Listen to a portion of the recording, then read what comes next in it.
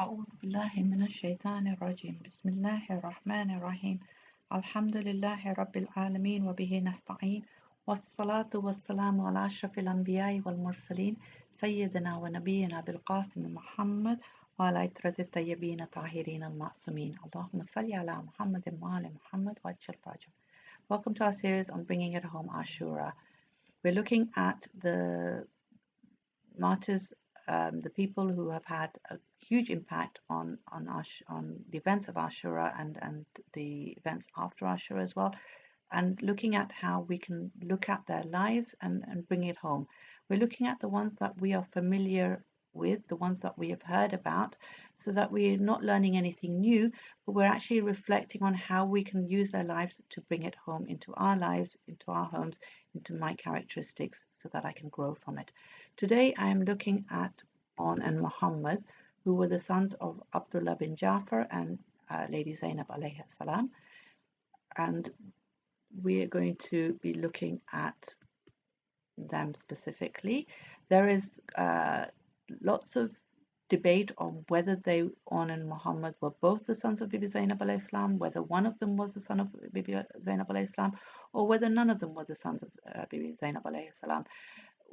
But the important thing to remember, I think, is whether she actually gave birth to them or not. She actually felt an emotional connection to them, that she felt that they were like her sons, and that's important to remember, because in those days they used to all live together, and they were, the other wives' children were also their children, and they had that emotional connection to them. So looking at Awn and Muhammad, the bringing it home message here is to know who you are. I think one of the things that is the greatest lesson from these boys' lives is that they knew who they were, and that was because of the way that they had been brought up, and the way that Bibi Zainab alayhi salam talked to them and counseled them. So we're told that on the night of Ashura, Bibi Zainab alayhi salam is reminding them what they had been taught. She's actually talking to them and asking them not to forget what their father and herself have talked to them and told them. And the bringing it home message here is that we need to constantly remind ourselves and our children and our spouses and the people that we love on what we already know, and so that we can, it's reinforced so that we can actually then live this. This is why there is so much reminder in the Holy Quran. This is why in lectures, a lot of the times, a lot of people will say, oh, it's the same old, but we need to hear the same old, because if we knew the same old, and if we were living it, then we would be in such a different place. We would be such different people. So next time you catch yourself saying, oh, I've heard that before, or it's the same thing again and again, actually think to yourself, why is it that Allah wanted me to be in this lecture and hear this? Maybe I haven't taken it on board. Maybe it's something I need a reminder about, and that's why Allah has given me the opportunity to be reminded about this thing. And on that night, Bibi Zainab alayhi salam is counseling these two boys, mentally preparing them for what lay ahead. Now, this is really, really important when this concept of communication and counseling and mental preparation. We need to, not only for ourselves, not only for our children, but for our spouses as well, with each other. We need to be able to have this open communication where we can talk to each other, where we can counsel each other, where we can mentally prepare each other for whatever life throws at us. So you're working as a team, as a unit, as a family together. And when Bibi Zainab alayhi salam reminds the boys of all of this, it's beautiful. They turn around and they say to her, they reassure and they say, Amma, don't be worried. You do not need to make us courageous. We are the grandchildren of Ali ibn Abi Talib. We are the grandchildren of Jafar at-Tayyar. The bringing it home message here is for us to remember that we are the Shia of Ali ibn Abi Talib. That's huge. I think sometimes we say we're Shias, but we don't actually think about what that means. Shia means someone who follows. Am I truly a follower of Ali ibn Abi Talib? Do I live my life like he did? Do I follow him in his footsteps? On that day of judgment, let it not be that Imam Ali alayhi salam comes to me and says, what right did you have to call yourself my Shia when you really didn't follow me at all? Let it be that he comes and says, welcome my Shia. I need to reflect on, am I his Shia? I need to know that I am the Shia of Ali ibn Abi Talib, and therefore I will live as a Shia of Ali ibn Abi Talib. And I need to remind myself and my spouse and my children of this fact and be proud of the fact that we are the Shia of Ali ibn Abi Talib.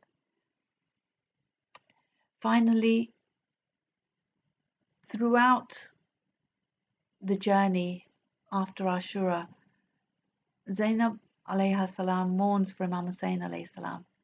She doesn't mourn for her sons. We're told, in fact, she doesn't mourn for her sons till she reaches home. When she walks into her house and sees her husband and sees their empty beds. As a mother, of course you would want to mourn for your children. But it shows that we can control our emotions and we can use them in the best way possible. To show emotion is not a weakness. Emotions are actually strength if we can control them and use them in the right way. It is through the emotional connection to Imam Hussein alayhi salam that is the first part of the mourning for Imam Hussein alayhi salam. If we cannot emotionally connect to him, then we really cannot fully understand his message. It is after the emotional connection that we can then get the intellectual connection and then move on to action, where we actually live by what Imam Hussein alayhi salam stood and died for, and therefore prepare for the coming of our Imam. The mourning for Imam Hussein is in these 4 stages. We start off with emotionally connecting to him, and then intellectually connecting to him, and then following on through with action, where we live and stand by what he lived and stood by, and die in the way that he died, steadfast and on haqq. And we are preparing for the coming of our Imam.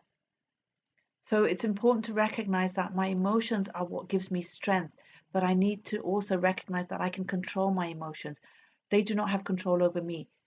It is not good enough for me to say that I feel sad and I can't help it and I can't move past it and I can't do anything about it, because I can. I choose to feel sad. I choose to feel happy. Allah says in the Holy Quran that He is the one who makes us laugh and He is the one who makes us cry. But that doesn't mean that we get overly happy or overly sad. We need to understand that these emotions are there to give us that motivation to push us into action, into the right action.